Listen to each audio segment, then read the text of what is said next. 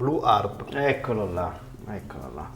E questa praticamente è quella a 10 fori, no? Esatto, Che questa è quella 10 fori. È stata sezionata in due parti. I primi 6 fori sono un'armonica normale, dal 7 invece al 10 c'è la parte ad accordi. Com'è che l'hai fatta nascere questa invenzione? Beh, diciamo che suonando con gli armonauti ho dovuto suonare in maniera orchestrale, quindi ho dovuto suonare armoniche d'accordo, armonica basso, e quindi mi sono approcciato anche al mondo della ritmica dell'armonica, non solamente a livello solistico. Quindi ho dovuto un po' imparare a suonare in maniera ritmica, quindi considerare il fatto del ritmo e degli accordi.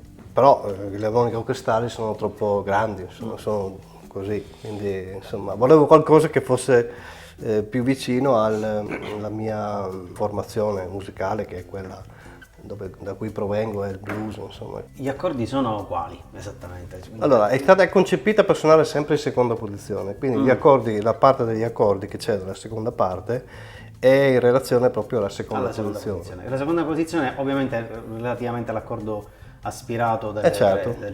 I primi Questa 4... è in... Questa è in La, quindi In La, si suona in Mi. Dal secondo al quinto foro aspirato abbiamo l'accordo di tonica, settima.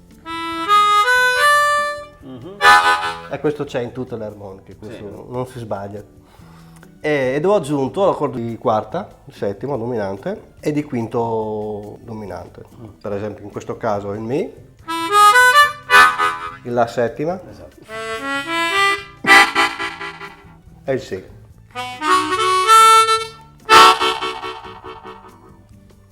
E quindi con questo piccolo strumento si riesce comunque ad accompagnare un blues semplice, ma anche non solo, anche un blues, anche un brano di folk.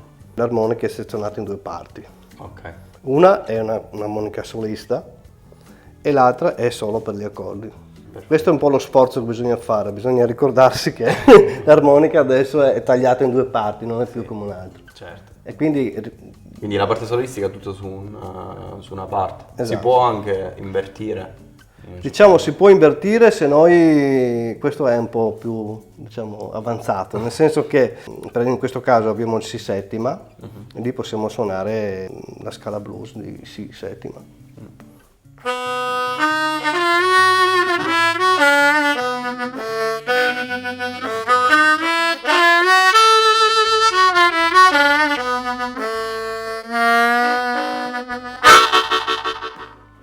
Quindi teoricamente si può utilizzare anche questa parte anche in maniera solistica, solo che qui abbiamo solamente un'ottava. Sì.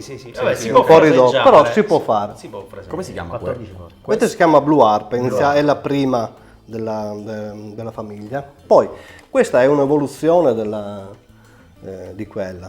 Ho pensato di fare uno strumento un po' più completo, quindi mettere 10 fori di un'armonica completa e separare proprio molto a lato sempre gli stessi due accordi, per far sì che uno non possa sbagliare, vada a confinare negli accordi, quindi può suonare un po' male, insomma, quindi questa è una sicurezza in maniera che si divide bene la parte solista che è la parte accordi. La tua preferita è l'altra? Sì, è sempre la prima. La prima. È sempre la prima. 10 La fori. migliore è sempre la prima.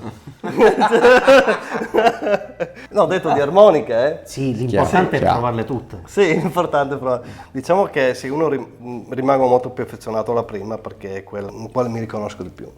Questo è interessante per suonare anche da soli, no? Sì, infatti l'idea è... Questa mi fa sentire come suona.